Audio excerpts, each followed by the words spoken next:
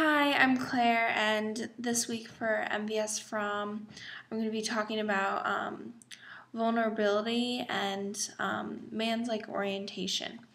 So, the answers given to man's need for an orientation and for devotion differ widely both in content and in form. There are primitive systems such as animism and totemism, in which natural objects or ancestors represent answers to man's quest for meaning. So this goes back to the overall idea and from that we need to have a real connection with truth in our lives. And truth often comes in the scariest forms or the scariest ways to get there. So this week and from, we watched a TED video featuring Brené Brown and vulnerability. And it talked about how vulnerability is the common ground for every type of person, whether in a good place or a bad place. And there's a human need for attachment and meaning in your life. And that's what she really wanted to talk about.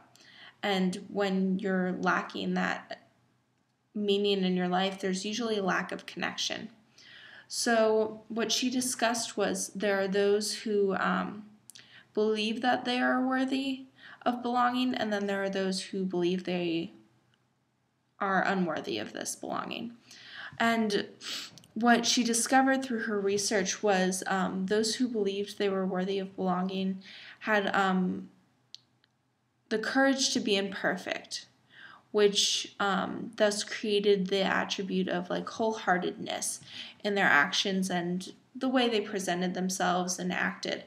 And a compassion towards themselves first and then to others, and not being selfish, but being, this is me and this is the way I'm going to be able to live my life, and start to begin accessing all of those potentials that are in front of me and what I have given to me.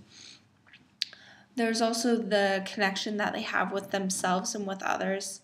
And then the vulnerability that they had was they took this vulnerability and they believed it was what made them vulnerable, made them beautiful.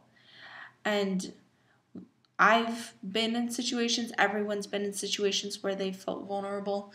And the way you handle it really determines whether it makes you feel beautiful or not.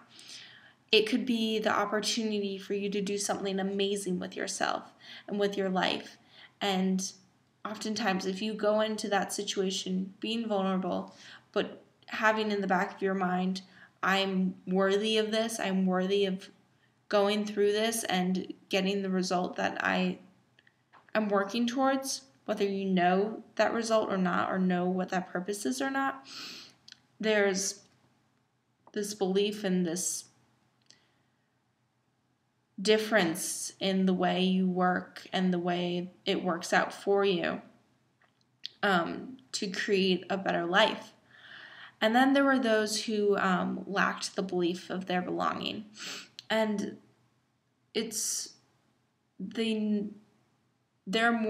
they have that vulnerability, but the thing is they don't take that opportunity to make something positive out of it.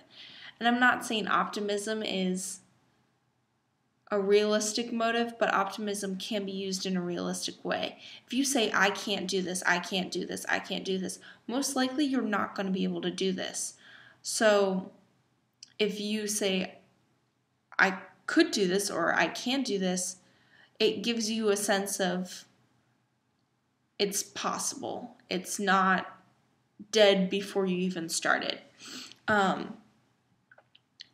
So we need to learn to accept that vulnerability is a common ground between all of us. Those who are successful and happy and believe that they are worthy of belonging, and those who are struggling to figure out who they are and whether they deserve the good things that life can offer to them.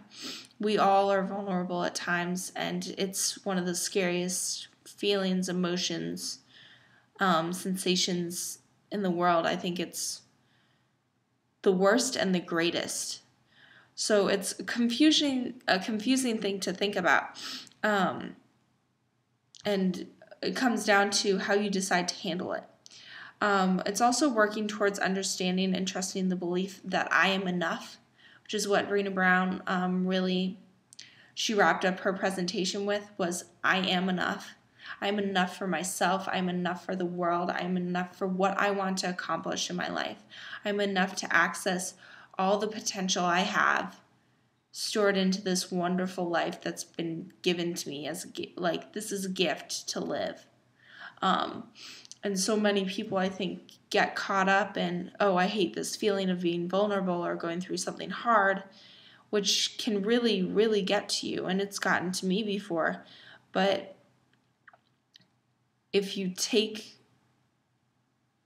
as most as you can out of a situation, you're going to be able to learn so much more.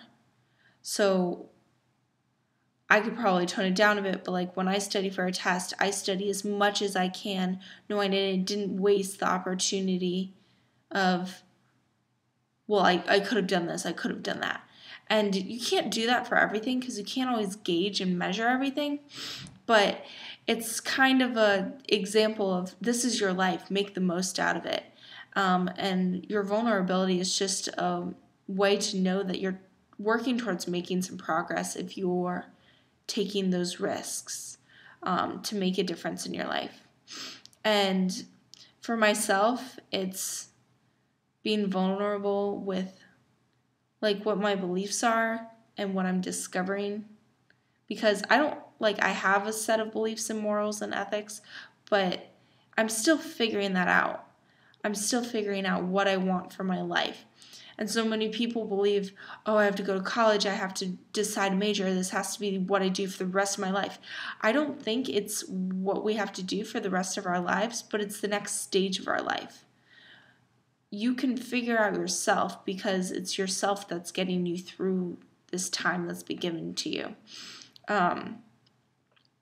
You still need to be cautious, but you need to be forced to face the truth, and that's what vulnerability provides for you. It makes you confront, whether you know it or not, yourself, and getting closer to figuring out who you are is really important. And I know I definitely don't know who I am, but I'm starting to figure it out step by step. And I like certain things, I don't like certain things, but it's working towards creating that kind of person that you want to be. It's also loosening the ego box that Joseph Campbell described in his Psyche, which is the circle, the threshold of consciousness, the self, the projections, the shadow, and the ego box.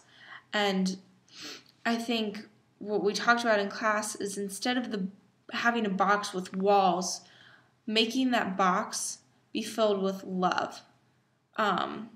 Productive love that Joseph Campbell that Fromm talked about, which allows it to be softened and opened up to new ideas and perspectives and opportunities and potentials, which is made up of a little love, being made up of these little parts of care, respect, knowledge, and the wish to grow and develop yourself, and grow and develop the relationships that are provided to you and make themselves available.